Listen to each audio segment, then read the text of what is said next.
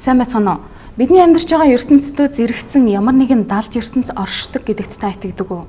Өдөр тутамд бидний амьдралд үргэлж тааралдаж байдаг боловч бид төдийлөн сайн учрыг нь олдоггүй. Заримдаа бүр хайхралгүй орхидог нууцлаг үзэгдлүүдийн талаар бид зэрэгцэн ертөнц нэвтрүүлгээрээ бэлтгэн хүргэж байгаа байлаа. Нууцлаг үзэгдлүүдийг шинжлэх ухаанчаар тайлбарлах нь манай нэвтрүүлгийн зорилго юм. Зөвхөн шинжлэх ухаанчаар тайлбарлаад зогсохгүй, далд ертөнцийн нууцуудын талаар сонирхолтой мэдээллийг үзэгчдэд хүргэх шүү дээ. Далд ертөнцид итгэдэг биширдэг хүмүүсийн итгэл сүсгийг бид нар эвдэхгүй. Гэхдээ аль болох олон ургалж үзлээр хандаж шинжлэх ухаанчаар тайлбарлах юм. Бид өмнөх дугаартаа дежавю гэж ямар үзэгдэл болох шинжлэх ухаанд хэрхэн тайлбарладаг? Сэтгэл судлаачид ямар байр суурьтай байдаг талаар болон шулам гэж үнэхээр байдгүй. Шинжлэх ухаанчаар яаж тайлбарласан байдаг талаар үзэгчдэд мэдээлэл өгсөн байгаа. Дежавю гэдэг нь Франц хэлнээс гаралтай үг бөгөөд урд нь харж байсан гэсэн утгатай.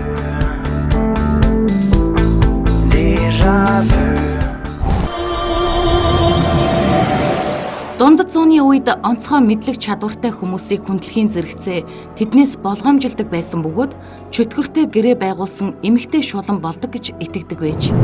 Харин бид энэ удаагийнхаа дугаард тустай мэдээлэл бэлтгэж ирсэн байгаа. Чи ямар мэдээлэл бэлтгэж ирсэн бэ? Би энэ удаагийн нэвтрүүлэгт зориулаад дэлхийд дахинд арт түмэн хараан шингэсэн зураг гэж ярьдаг, тайлбарладаг сөрөг нөлөөтэй зургуудын талаар мэдээлэл бэлдэж ирсэн. Хараал ерөөл гэдэг асуудал альч арт түмэнд байсаар ирсэн байл л дээ. Би яг үүнтэй чинь баг холбогдож болохоор юм байна. Хар цагаан хил ам гэж юу вэ гэсэн мэдээлэл бэлтгэж ирсэн. Ер нь арт түмэн энэ тухай ярьж л байдаг хүн болгоо энэ талаар сонсоогүй хүн гэж юу байхгүй байх. Мэдээлэл бэлтгэж явах явцдаа хар цагаан хил ам гэдэг маань үндсэндээ олон шашинд тайлбарлахдаа хүний сэтгэлийн болон үгийн муугаас үүдэлтэй гэж үздэг юм билээ л дээ. Тэгэхээр үгийн шид гэсэн үг те үгээр хүнийг өхүүлчих болно бас амьдруулчих болно гэсэн үг байдаг шүү дээ. Яг үнэ үгийн шарх идэгдэггүй мэсний шарх идэгдэг гэж манай монголчууд ярьдаг. Үүнтэй утга нэг зүрх олон арт түмэнд байдаг юм билээ. Тийм учраас хар цагаан хил ам гэдэг талаар үзэгчдэд мэдээлэл өгөхийн өмнө үгийн шидийн талаар эхлээд мэдээлэл авч өгье.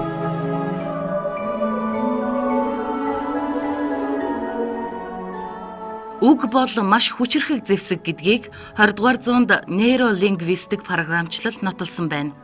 Үгийг зохих ёсоор зохион байгуулж, химнэлтэйгээр дуутахад хүний сэтгэх үед маш хүчирхэг нөлөө үзүүлдэг гэдгийг эртнээс мэддэг байсан бөгөөд домын ухааны бүтэц тэр чигээрээ үгийн эд шидээр суурилж байдаг.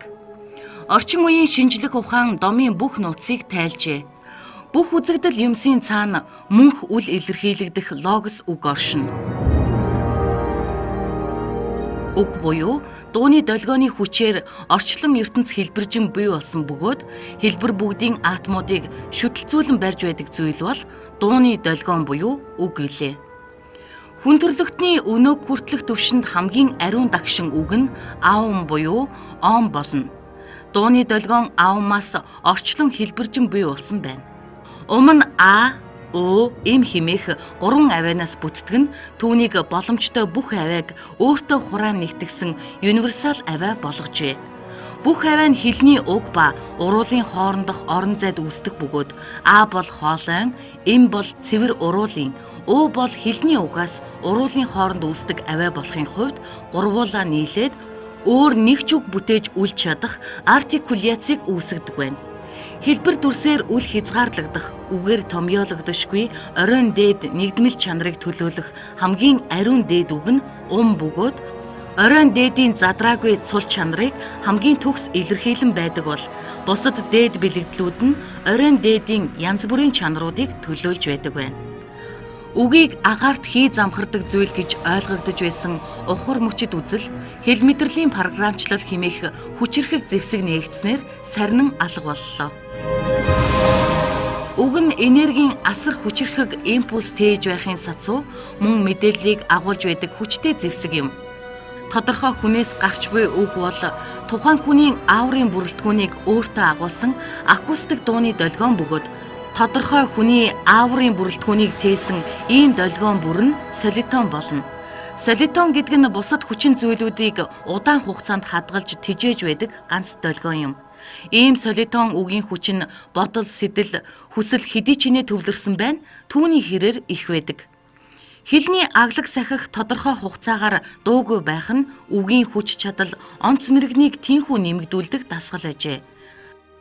Ганц долгионы хэлбэр болох үг хүчтэй нөлөө үзүүлж байхад химнэлтээ шүлгийн ая дангаар зохион байгуулсан үг яриа ямар хүчирхэг нөлөөг хүний бие оронд үзүүлдгийг төсөөлөхөд хэцүү биш. Хүнд битгий хэл амьд организм бүрд сайхан шүлэг маш таатай нөлөөлдөг гэдэг нь шинжлэх ухааны баримт юм. Ялангуяа Пушкины шүлэг дээд чакруудыг сансрын энергиэр дүүргэдэг нь туршилтаар илэрчээ. Пушкины шүлгийг уншихаас өмнө хөхөлбөр ягаан дэвсгэр өнгөтэй байсан туршилтанд оролцогчийн толгоон Аврон шүлгийг 10 минутын интервалтайгаар хэдэн удаа уншсны дараа алтлаг туяа цацруулсан авра болж хувирчээ. Зөвгнөл бошиг, залбирлын шүлгэлсэн үгс хүний бие оронд дээрхийн адил үйлчлэлийг бүрч илүү хүчтэй үзүүлдэг юм байна.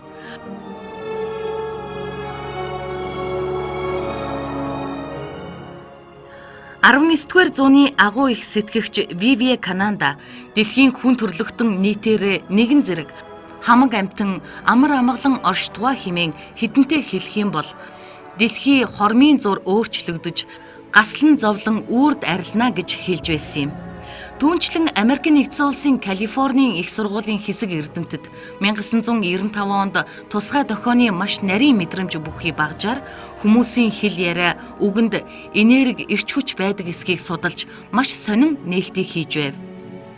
Өдөр тутмын ярианы хэдэн мянга түмэн үгийг хэлэхэд уг багажны зүү огт хөдлөөгүй атлаа эртний грекийн томьёонуудыг хэлэхэд үл ядлаг хөдөлжээ. Гэтэл бурхны шашны судраас ганцхан гэдэг үгийг хэлэхэд нөгөө багажны зүү 36 градус хазаасан байна. Энэ бол сансрын хөлгийн хөөрөх хүч чадалтай тэнцэх энерги гэж эрдэмтэд үзсэн тухай Европын нөлөө бүхий Азиа сэтгүүлд бичжээ. Үүний учрыг нэгтэлбэл шашин номын зүрхэн ба шидэт тарны үгийг олон сая хэдэн зуун жил үнэн сүсэг итгэлээр уншихдаа шид сууж энерги хоримтлуулах нөхцөлийг бүрдүүлсэн байж болох юм гэж үзжээ. Харгас хэрцгий бусдыг шархтуулсан гэмтээсэн үгс хийсэн алга болохын оронд хэлсэн эзэндээ эрт оройгүй бүүмеранг мэт үсрэн ирдэг гэж дорн дахинд үздэг байсан нь мунхруулга бус харин байгалийн зүй тогтолд суурилсан болохыг шинжлэх ухааны нээлт харуулж байна. Үгээр хүнийг сэхэж бас өхүүлж болдог гэж манай монголчууд ярьдаг. Бас үгийн шарх идэгдгүү, мясны шарх идэгдэгч гэж ярьдаг шүү дээ. Бид хар цагаан хил ам гэсэн сэдвээр нэвтрүүлгээ бэлтгэхийн тулд шашны хэд хэдэн төлөөлөлтөд уулзсан. Тэдний амнаас нэг л үг гарч байна лээ. Хар цагаан хил ам гэдэг маань хэн нэгний амнаас санаатай болон санаандгүй гарсан муу үгийн өр нөлөө юм а гэж. Үнэхээр хүнд муу нөлөө үзүүлтлээ энэ үг шидтэй байдгүй. Үүнийг шинжлэх ухаанд хэрхэн тайлбарладаг юм болоо? Бид энэ асуултанд хариулт авахын тулд студидтэй сэтгэл зүйч үүсдэг үрээд байгаа юм. Сайн байна уу та? Таны өдрийн мэнд хүргэе. Танд ч гэсэн энэ өдрийн мэндийг хүргэе. Тэгэхээр сэтгүүлч мөнх цэцэг минь саяхан бидэнд үгээр хүнийг өхүүлж эсвэл бүр амьдруулж болдог тухай мэдээллийг хүргэлээ л дээ. Тэгэхээр энийг яг сэтгэл зүйн шинжлэх ухаанд юу гэж тайлбарлалт юм болоо? Өхүүлж болдог, сэхэж болдог гэдэг яг нөгөө ангаах ухааны салбартай бас уялдаад явчихж байна л да. Тэгээ энэ дээр нэг түүхийг яривал хүмүүст илүү сонирхолтой байх юм болоо. Америкийн сэтгэл судлаач Норбеков гэж эрдэмтэн бий. Тэр эрдэмтэн нэгэн судалгаа хийсэн. Чихрийн шижинтэй хүүхдүүд яагаад зарим хүүхдүүд нь хурдан эдгээд зарим хүүхдүүд нь яагаад идэхгүй байна вэ? Юунаас нь яг болоод байна вэ гэдгийг судалгаа хийгээд ямар эмчилгээ байна? Магадгүй тэр эмч асар сувлагч нь үнэхээр сайн байна уу? Эсвэл хүүхдүүдийн сэтгэл санаанд нь өөрсдөнд нь байна уу? Эсвэл тэр эм тарианд нь байна уу гэдгийг судалж эхэлсэн. Тэгээд нэг ойролцоо зэрэгэлдээ юм байрлалтай хоёр юм сувлал дээр очсон. Тэр сувлал дээр болохоор бага насны хүүхдүүдийн чихрийн шижингээ эдгээдэг тийм газар байсан. Тэгээд нэг сувлал дээр нь очиод 7 хоног ажилласан. Дараагийн сувлал дээр очиод дахиад 7 хонсон. Тэгсэн чинь эхний ээлжний хүүхдүүд гээд 10 гаруй хүүхдүүд эмчилгээнээсээ гараад гэрлүүгээ явж байна. Тэгээд дахиад 7 хоног хараад үзсэн. Тэгээд 7 хоног хараад үзсэн чинь нөгөө хүүхдүүд дахиад дээрэс нь эмчилгээнд ирсэн хүүхдүүдийн дахиад нэг 6-7 дахиад гэрлүүгээ явсан. Тэгээд нөгөө хүн чинь арга мухардаад эмчилгээнийх нь арга барилыг харахаар нөгөө сувлалтайгаа яг адилхан. Хүүхдүүдийнх нь өвчлсөн байдал нь бас яг адилхан. Тэгээд гайхаад арга мухардаад ингээд хүүхдүүдийн тоглож байгааг хараад суужсэн. Тэгсэн чинь нэг юм бассейн дотор жоохон охин ганцаараа би чихэр гэд тоглоо сууж байдаг байхгүй юу. Тэгээд тэр охинтой ярьж үзье гэд очдөг. Тэгээд ярилцаад үзсэн чинь чи яагаад өөрийгөө чихэр гээд байгаа юм бэ гэсэн чинь эмч намайг хэлэхдээ би бол миний бие ингээд чихрээр дүүрчихсэн. Би бол чихэр юм аа. Тийм учраас би энэ усан дотор илүү удаан тоглох тусмаа миний энэ би хурдан эдгээд би ээж аав дээрээ хурдан очноо гэж тэр хүүхэд хэлсэн. Тэгээд яг энэний учрыг ойлгоод хүний одоо тэр сэтгэл хүний өөртөө хэлсэн тэр үг магадгүй хин нэгэнд хэлсэн тэр үг үнэхээр ихтгэл үнэмшлийг төрүүлж чадах юм бол энэ үг нь эргээд хүнийг эдгэж бас өхүүлж болдог юм а гэдгийг мэдээд хавдар тэ эмчлэгдэх боломжгүй бүхий л өвчин сэтгэлээр идэгдэг гэдгийг өөрөө батлаад маш олон улс оронд өөрөө лекц уншаад явдаг ийм мундаг эрдэмтэн болсон. Сайн таны ярьсан түүхээс сонсоход бол хүүхдийн энэ гинэн цагаан ихтгэл бол илүү хүчтэй байдаг болов гэсэн нэг бодол. Тэгэлгүй яах вэ? Одоо хоёлаа сэтгүүлч мөх цэцгийн нэг заримтай хийсэн ярилцлагыг үзээд эргээд студидтэй болцсон. За тийм.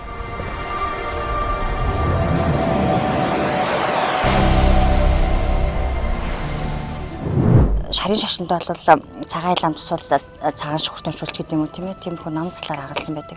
Харин бөөм өргөлд хар цагаан хилам гэж юу яг юу хэлдэм бала юу гэж үздэм бала. Хар хилам гэж одоо хүмүүсийн донд яригдаад байдаг. Хар хилам гэдэг маань хараалын нэг хөнгөн хэлбэр нь одоо нэг орой баг хэлбэр нь гэх юм уу. Гэхдээ ер нь хараалтай тунд өгөж очдог. Тухайн хар хилам тусч байгаа хүндээ их хүндээр тусдаг. Тэгээд их л аюултай эдэлтэй. Цагаан хилам гэдэг маань болохоор сайн сайхан явж байгаа нэгэндээ атаархаж чөтөөрөхдөг. Бас л нэг хараалын нэг хэлбэр юм уу. Бөө бүргэлд бол ер нь тэгж тайлбарлагддаг. Ер нь хар цагаан хилам гэдэг ер нь хараалын дайны хүчтэй тусдаг. Жохон юмнаас эдэлтэй байсан хэрнээ их тухайн хүндээ аюул уршигтай, өвчин зовлонтой цаашлаад амь насанд нь хүрэхээр их аюултай байдаг эдэлтэй. Хүн болгон одоо бөөм өргөлд өөрийн гэсэн тэнгэртэй гэж харсан тэнгэртэй байдаг. Тухайн харсан тэнгэр маань өөрийн тэр хүндээ ерөнхийдөө бүрэн үйлчилдэг гэж хэлэх юм уу. Тэр хүний хаа талд бат зогсож чаддаг. Тэгэхээр ерөнхийдөө иймэрхүү хар муу үг санах, хар муу үг хэлэх бол тухайн хэлж байгаа хүндээж хортой, хилүүлж байгаа хүндээж хортой өөр нь аль талдаа л их л хэцүү л идэлтэй. Муу юм сансан хүндээ очиж хурж тухайн хүнийгээ хорлож шийтгэж байдаг. Их л аюултай идэлтэй. Өөрөөр хэлбэл тэр хүн дотоод сэтгэлдээ асар ихээр хорсож зэвүүцэх юм бол тэр сэтгэлийн тэр зэвүүцлийн хүчин тэр дээд харж байгаа тэнгэртэй мэдэгдээд нөгөө тэнгэр нь нөгөө хүн дээр очиж үлддэг гэсэн үг тийм. Тийм. Ерөнхийдөө өөрийнх нь буруу байна уу, зөв байна уу тэр нэг их чухал байдгүй. Тэр хүн өөрөө юуг их зэвүүцэж байна, юуг их хорсож байна. Тэр үүлийн үрийн дэнсээр биш, тэр хэн нэгэн хүний одоо зөв буруу гэж хэлснээр биш. Тухайн хүн өөрийнх нь буруу байхад хүртэл одоо би намайг одоо муухай үгээр хэллээ, миний ажил төрлийг бүтээсэнгүүгээ тэр хүнд муу юм санахад өөрийнх нь буруу байсан ч гэсэн тэр тэнгэр очиж, тэр өөрийнх нь хүч очиж тухайн хүнийг хорлож хар цагаан хилам хүргэж байдаг. Тухайн хүн өөрөө тэр хүнийг яг бүр амар хорлцохын удам ургаар нь сүйд хийгээ хайчихъя гэж бодохгүй ч гэсэн тухайн хүний л одоо тэр харсан тэнгэрийн хүч гэдэг бол асар их байдаг. Тэгэхээр тухайн тэр тэнгэрийн хүчээр л одоо очиж тэр хүний багахан хэмжээний хорлол хүрээд тухайн хүн нь мэдэхгүй удаад яваад хахад тэр нь их даамжраад хүндэрдэг. Бие хаанд нь одоо ажил төрөлд нь их хүчтэй нөлөөлдөг л эдэлтэй. Тэр хар хиламны муу юм болохоор зэрэг ерөөсө хүн хорлоод явах тусмад өөрөө бүр ингээд сайхан идэ ундаатай болоод байдаг. Тийм одоо биегүй хоосон сүнс байна гэж үздэг л. Тэр биегүй хоосон сүнсийг одоо яаж үгүй болох юм бэ гэж. Тэгэхээр одоо нэг ханчин нав гэдэг одоо нэг хүн багш өөрийнх нь зохиос одоо бурхны одоо шавнар ном үзэх гэж явж байгаа. Одоо түүхд оронд ном үзэх гэж явж байгаа. Тэгсэн чинь одоо яг сайхан ном үзээд нэг сайхан яг хийгэрэл төрөх гэж байсан чинь нөгөө нэг ном үзэж чадахгүй байгаа нэг хэсэг улсууд нь одоо тэд нар ястаа янз бүрийн ном сайхан үзэж байна гэдэг. Одоо муу юм хийгээд ирсэн гэж байна. Одоо нэг хар цаймаагаар ч юм уу арх мархаар ч юм уу нэг одоо муу одоо шивчлэг шаад одоо бүр сэтгэлээсээ одоо эднийг ингээ би хорлоо эднэрт ингээ муу юм болдог. Тэр үз. Тэгээд тэрхээр нь ерөөсөө тэр нэг муу юмнууд нэг ном үзэж байгаа улсууд нь замд нь саад болоод Тэгээд болж өгөхгүй бүр бид нар ингээ ном үзсэн чинь энэ муу сууч ном бидрийг хорлоод байна. Тэгээ бурхан багш минь та над биднэрт нэг энэ одоо муу юм хийгээд байгаа энэ муу юмнаас нэг зайлуулах нэг ном зохиож өгөөч, айлдж өгөөч гэж гоосон. Тэгээд тэр гуйлдаар нь бурхан багш одоо ханчин навуу гэж одоо хар хил амнаас болор байлгана. Одоо яаж муу сэтгэлтэй хүнд нэг хорлол атаа сандаг тийм улсуудын одоо муу юм хийгээд байгаа тэр хийж байгаа юмнууд нь одоо тэр сайн юм хийж байгаа улсуудад хүрэхгүй байхын тулд ийм ном зохиосон. Тэгээд ер нь хар хил амд бол ханчин навуу, ханчин гарвуу гэж хоёр номыг уншуулах гэдэг л ер нь болчихно доо. Хар хил амд. Цагаан хил ам гэхээр одоо нэг улсуудын нэгэндээ хатаархсан байдаг. Чи ямар өнөөдөр ямар жишээ авах юм бол өнөөдөр чи яасан гоё хувцас өвэй байл. Тэрийг надаас илүү гоё хувцас өмссөн байлаа. Тэр яста янзын гоё харагдчихлаа гэл ингээд бодоод хүмүүнд амьтанд ингээд яриа яваад байдаг.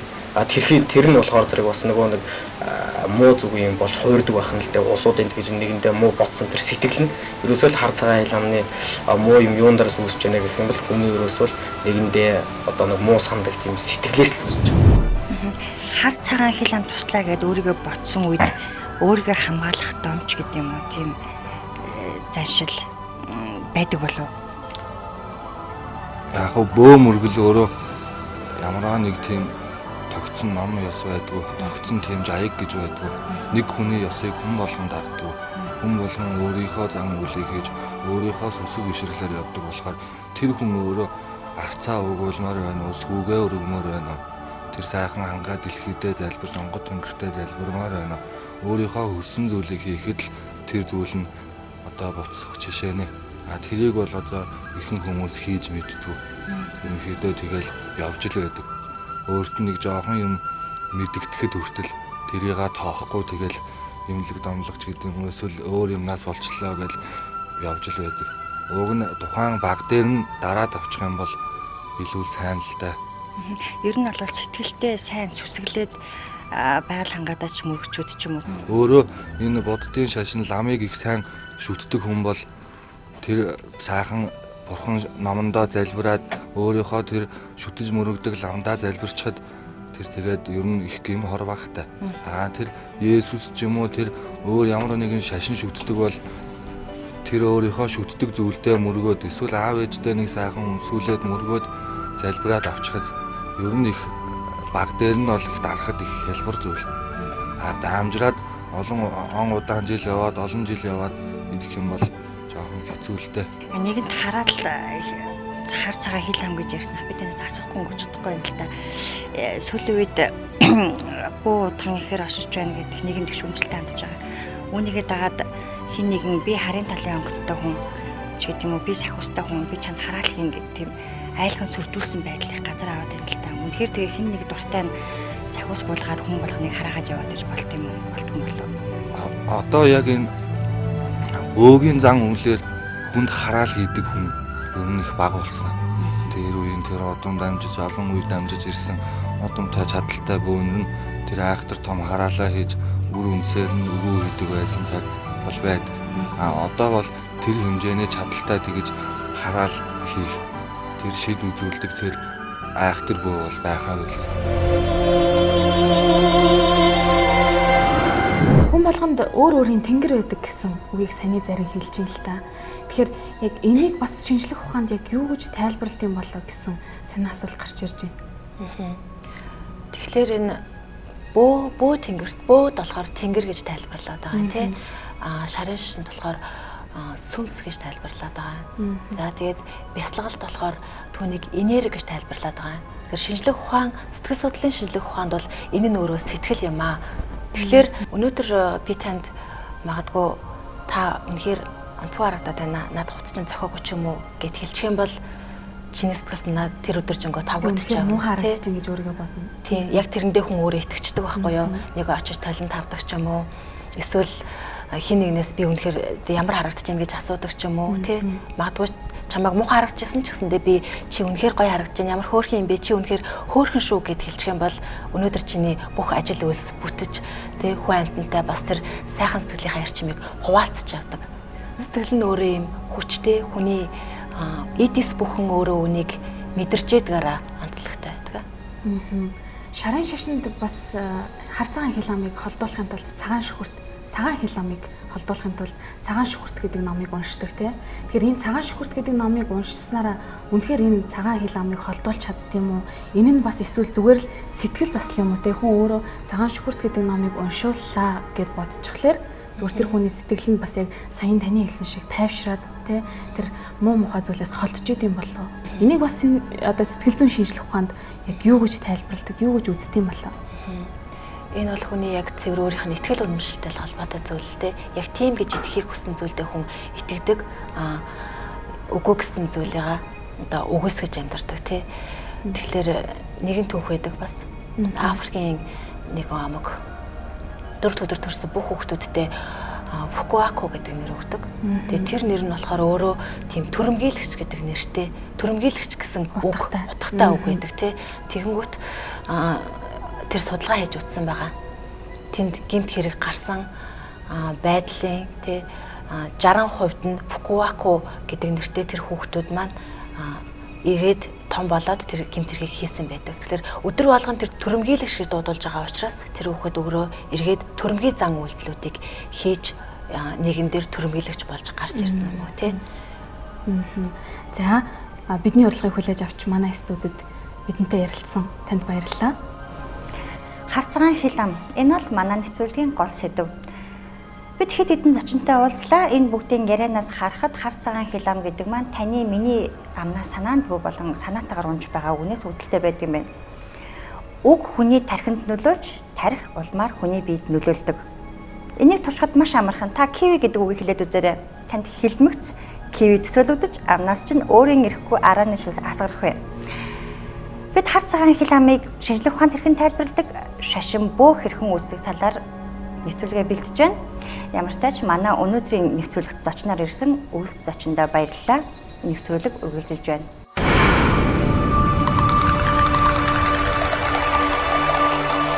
Ер нь энэ удаагийн нэвтрүүлэгт та яагаад заавал яг харцгаан хил амны талаар сонгосон юм бэ?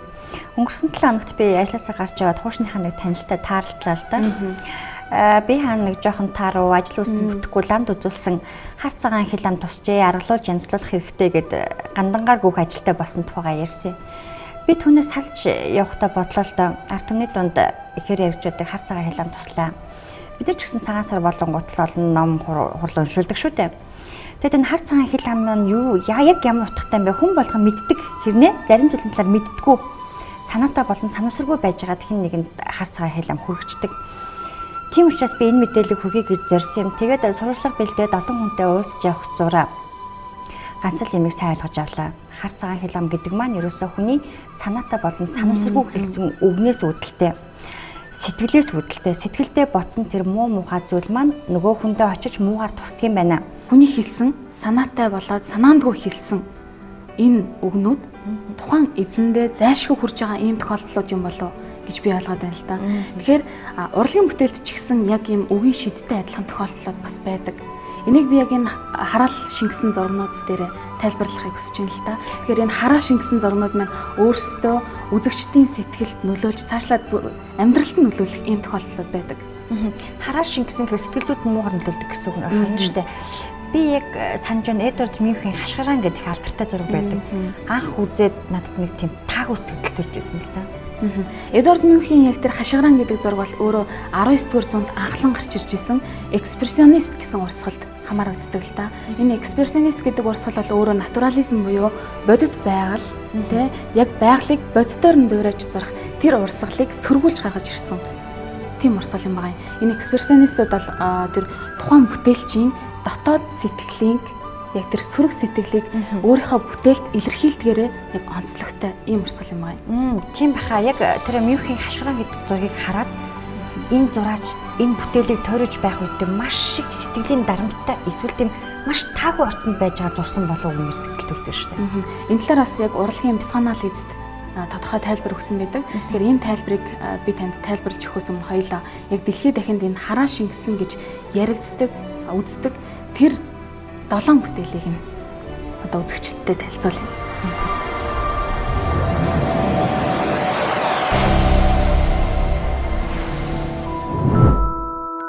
Бяцхан хүү Түүний хажууд өөртөө нь бараг ойролцоо өндөртэй хүүхэлдээ зогсож, шилний цаанаас олон гар харагдах энэ зурагтай холбоотой олон хачирхалтай явдлууд тохиосон байдаг. Энэ зургийг анх Лос Анжелес Таймс-ийн сонины эзэн хараад бүтээлийг үнснийхээ дараа нас барсан гэдэг. Дараа нь энэ зургийг Америкийн жүжигчин Джон Марли худалдаж авсныхаа дараахан нуранганд дарагдаж нас баржээ. Энэ зургийг хэсэгтээ мартагнаж байх үед нэгэн гэр бүл олсон байна. Тэдний охин таагүй зүйлтэй учрах болсноор гэрийн эзэн энэ үйл явдлыг тайлахын тулд зураг үлгсэн өрөөндөө видео камер, хөдөлгөөн мэдрэх төхөөрөмж суйрлуулахад энэхүү төхөөрөмж хідэнтэй ажиллаж байсан гин. Зургийг авсан газар болгонд гай тохиож байсан тул авсан хүн бүр өөрөөсөө бушуухан холдуулахыг хүсдэг байлаа. Гэхдээ дараагийн эзэд нь мөн л худалдаж авсан хүндээ гомдол мэдүүлсээр байдаг гин. Энэ үйл явдал одоо хэрн үргэлжилж байна.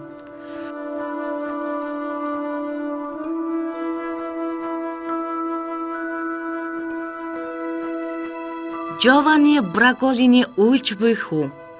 Giovanni Bragolin уйлж байгаа хүүхдийн зураг зурах гэж бяцхан хүүгээ натур болгон ашиглажээ. Гэвч хүүн зураачийн хэлсэн болгонд нь уйлахгүй байсан тул хүүгээ албаар уйлуулахын тулд нүүрнийх нь өмнө шүдэн засааж барьсан гин. Зураач хүүгээ галаас сүнсээ зайлтал айдаг гэдгийг мэдэж байлаа. Гэвч хүүгийнх нь өрөвдөлтөй байдлаас илүү урлаг түүнд үнэтэй байсан юм. Энэ байдал удаан үргэлжилжээ. Ихэд айж энэ байдлыг төвчгөө болсон хүү нэгэнтээ чи өөрөө шатаж өгөх хэмээн нулимсандаа хахаж цацсан хашгирсан гин. Энэ хараал тийм амархан биелчихнэ гэж зураач бодсонгүй. 2-7 хоногийн дараа хүү өвчнөөр нас барж удалгүй тэднийд гал гарan зураач байшинтайгаа хамт амьдараа шатсан гэдэг. Үүнээс хойш энэ зургийг авсан газар болгонд гал гардаг гэсэн яриа үүсчээ. Арараасаа гарсан олон гал түүмэр дундаас гал сөнөөгчд гал дүртэлгүй үлдсэн ганцхан зураг олсоор байлаа. Энэ нь уйлж буй хүү. Энэ зургийн хуулбарууд. Өөр хоорондоо октоос холбоогүй олон гал түүмэр буруутан нь уйлж буй хүү зураг гэсэн яриа амнаас ам дамжин газар авч улмаар Англид энэ зургийг худалдаалах, гэртээ байлгахыг эрс хоригдж байжээ. Гэтэл 1985 онд дахин хэрэг мандсан юм. Их Британд орон байранд гал түмэр араас гарах боллоо. Шалтгаан нь мөн л тодорхойгүй. Энэ үед дэлгүүрүүдэд уйлж буй хүү зургийн хуулбарлсан хувьд ихээр зарагдаж хүмүүс их авах болсон нь гал дуудагч гайт зургийн талаар эргэн санах нэг нөхцөл болсон юм. Хэдийгээр үүнийг энгийн нэг давцал гэж нэрлэж болох байсан ч гал дүртсэн байшингаас ганцхан энэ зураг бүтэн гарч ирдэг байлаа. Энэ сэдв 1980-ад оны сүүлээр сонин хэвлэлийн эхний нүрнээс салхаа байсан гэдэг.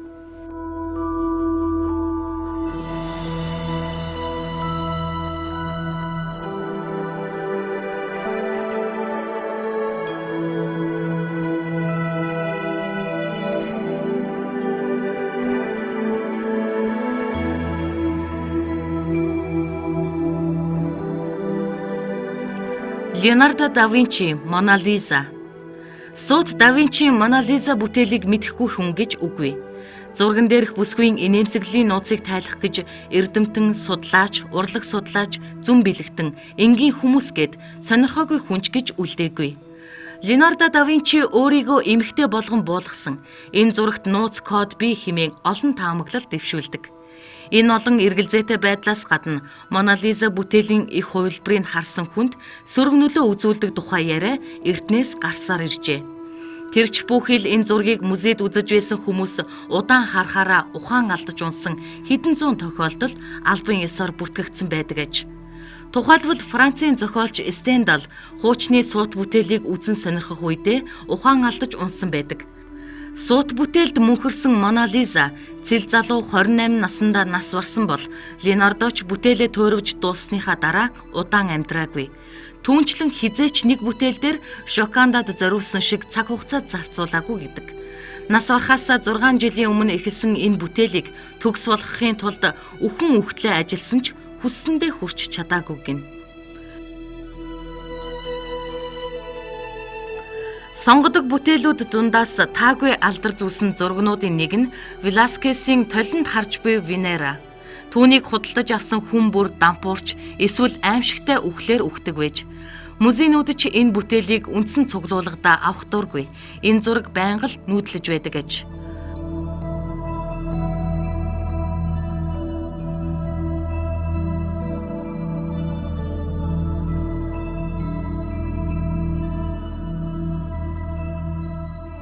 Владимир Лукич Боровиковскийн Мария Лапухинагийн хүрэг. Пушкины үед зурагдсан залуу эмэгтэйн энэхүү хүрэг мөн л таагүй алдартай бүтээлүүдийн нэг. Зурган дээр дүрслэгдсэн бүсгүй богинохон, зовлонтой амьдрал туулсан бөгөөд хүрэг зураг дууссаны дараа чичрэг өвчнөөр нас баржээ. Түүний эцэг Иван Лапухин тухайн үедээ алдартай зүнч, хараалч, масоны шидийн магистр хүн байсан гэдэг. Тиймээс Иван охиныхоо сүнсийг зурганд шингээсэн гэсэн яриа тархсан юм. Улмаар энэ зургийг харсан залуу бүсгүйчүүд тун удалгүй нас нөхчдөг. Тэрч бүхэл ордны хаттаас олныг авч явсан гэж дээдсийн хүрээлэнгийнхэн баталдаг байжээ. Эдвард Мюнхийн хашгиран. Дэлхийн хамгийн үнэтэй уран зургийн бүтээлүүдийн нэгд тооцогддог. Шинжээчид $70 сая үнэлсэн хашгиран зургийг харахад олон хүнд таагүй сэтгэгдэл төрдөг. Түүнчлэн зургийг үзсэн хүмүүс өвдөж, ойр тойрныхонтойгоо маргалдаж, гүн депресд орж, зуурдаар нас нөхцгөн ч элбэг гэсэн цуу яриа тархсан нь энэ зураг муу нэртэй бүтээлүүдийн жагсаалтанд орох болж, музейд ирсэн хүмүүс ч аимшигт түүхүүдийг санан зургийг үзэхдээ болгоомжилдог болжээ. Энэ бүтээлийг төөрөвсөн Эдвард Мюнх 1863 онд төрсөн. Түүний амьдрал эцэс төгсгөлгүй эмгэнэлт явдал, өвчин эмгэг, ар гэрийнхнийх нь үхэл, галзуурал гэх мэт таагүй зүйлсээр дүүрэн байжээ. Түүний ээж хүүгээ 5 настай байхад сүргийн өвчнөөр нас барж, энэ явдлаас хойш 9 жилийн дараа хайртай эгч Эдварда Софиан хүнд өвчний улмаар таалал төгсжээ. Үхэл үүгээр дууссангүй. Удалгүй ах Андреас нь нас барж, харин Мюнхийн охин дүү нь шизофрен өвчтэй болжээ. 1890-ад оны эхээр Мюнх асар их сэтгэлийн дарамтанд орж, удаан хугацааны туршид цахилгаан гүйдлийн эмчилгээ хийлгэсэн гэдэг.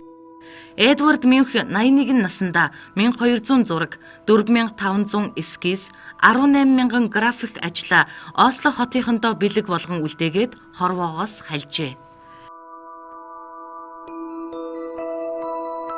Илья Репини Догшин Иван хүүгээ хөнөөснө. Алдарт зураач Репин энэ бүтээлээ туурвах үедээ хүмүүсээс ихэд нууцлж олон натур ашиглаж байжээ. Харин өдгөө бидний үед хадгалагдан үлдсэн хувилбар дээр зураач Менг алдарт зохиолч Всеволод Гаршин нар дүрслэгдсэн байдаг гин. Гэвч энэ зураг дээр натур болсныхоо дараа Гаршин шатнаас унаж нас оржээ. 1885 онд туурвж дууссан бүтээлээ Репин өөрийнхөө найзууд болох Крамский, Шишкин, Брюлов нарт үзүүлжээ. Зургийг үзсэн эрхмүүдэд таагүй сэтгэгдэл төрсөн гэдэг. Харин дараа нь Догшин Иван зургийг Петербургт зохиогдсон албан ёсны үзэсгэлэнт тавьжээ. Олон нийт ч энэ зургийг хараад таатаагаар хүлээн авсангүй. Харин Москвад олон нийтэд үзүүлэхийг 3 дугаар Александр хаан хоригложээ. Хэсэг хугацааны дараа зөвхөн хүүхэд эмэгтэйчүүдэд үзүүлэх хэрэггүй гэж санамж гарч байжээ. Эдгээр зургууд одоо хүртэл бидний амьдарч байгаа энэ ертөнцид оршсоор байгаа гэдгийг би бас энд онцолж хэлмээр байна. Сонирхолтой хэрнээ бас айц төрүүлмээр мэдээл байна л да. Нэг харахаараа өвчин тусдаг, нэг харахаараа үхтэгч гэдэг юм уу. Магадгүй давхцал эсвэл бол үнэхээр ийм юм байгаагүй гэж үүсэх аргагүй шүү дээ. Дайлж ирсэн 40 олон нууц байгаа. Тэгвэл энийг шинжлэх ухаанчаар тайлбарласан тийм зүйл байд юм болоо. Өмнө би танд хэлсэн яг энэ зургнуудыг бол урлагийн психоанализэд тодорхой тайлбар өгсөн байдаг л та. Жишээлх юм бол зүн гэдгийг урлагийн психоанализэд бол фантастлах үзэгдэл гэж тайлбарладаг. Өөрөөр хэлэх юм бол бүтээлчийн одоо эсвэл хувь хүний ч юм уу те дотоод сэтгэлд сэрсэн тэр нэг бодлыг хүн өөрийнхөө төсөөллийн тусламжтайгаар тэрийг амьлуулж байгаа тэр үзэгдлийг зүн гэж нэрлэдэг байгаа юм байна лээ. Яг тэрэн шиг үзэгчийн психологийг бас энд тайлбарлаж хэлэх хэрэгтэй болж байгаа юм л да. Үзэгч тухайн бүтээлийг үзэж байхдаа үзэгчийн психологи яг ямар байгаагаас шалтгаалж тэр зураг хэрхэн амьлах вэ гэдэг нь одоо гарч ирдэг. Тэгэхээр түрүүний хараад тэр уйлж буужаал гэсэн зургийг чинь 50 гутал гэрэн шатчихдаг. Шоконда харангуутал муурч ундаг гэд. Тэгвэл тэр зүгээр нэг их дотоод сэтгэлдээ хүн дээр хүлээж авахгүйгээр зүгээр хараад өнгөрчих юм бол ямар нөлөө үзүүлэх юм тийм үү? Яг зөв. Үзэгчийн психологи тэ өөрөөр хэлэх юм бол сэтгэл зүйн хэрвээ одоо баяр баясгалтай байгаад мюхийн хашгираан гэдэг зургийг хэрвээ үзэх юм бол тэр хизээч тухайн үзэгчд одоо муу нөлөө ч юм уу сөрөг нөлөө үзүүлдэггүй. Харин үзэгч баг зэргийн одоо гонигтай ч юм уу байхдаа тэр хашгираан гэдэг зургийг үзэх юм бол тэр нь одоо амиа орлох шалтгаан үүтгэл нь болж идэг. Гэх мэтэр яг урлагийн психоанализд одоо академик байдлаар тайлбарлсан байт юм байлээ. Ямар ч гэсэн үзэгч танд зөвлөхөд ямар нэг стресстэй эсвэл гонигтай байх үедээ хашгираан зургийг нэг үзэх гээд байх хэрэггүй болов тийм ээ?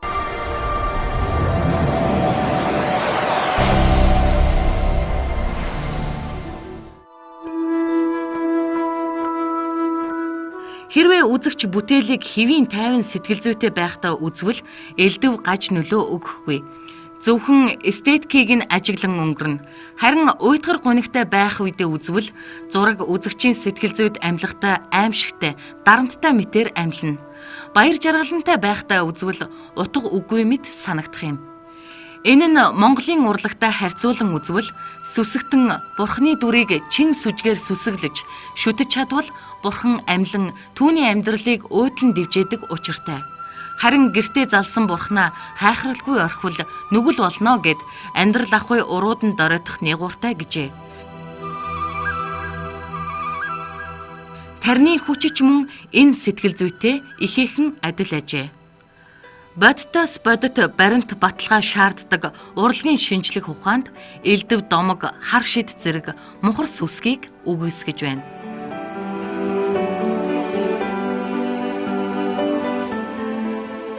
Бид энэ удаагийнхаа дугаарт ард түмний сайн мэддэг хар цагаан хил амыг бусад шашин болон шинжлэх ухаанд хэрхэн тайлбарладаг талаар мөн дэлхийн нийтээр хараар шингэсэн гэж нэрлэдэг байгаа уран зургийн бүтээлүүдийн талаар та бүхэнд мэдээлэл хүргэлээ. 14 хоног тутамд та бүхэнд нууц биш нууцуудын талаар хүргэдэг зэрэгцээ ертөнц нэвтрүүлэг өгөр өндөрлөж байна. Бидэнтэй холбогдохыг хүсвэл та доор гарч байгаа хаягаар холбогдорой. Баяртай үзэгчтэй.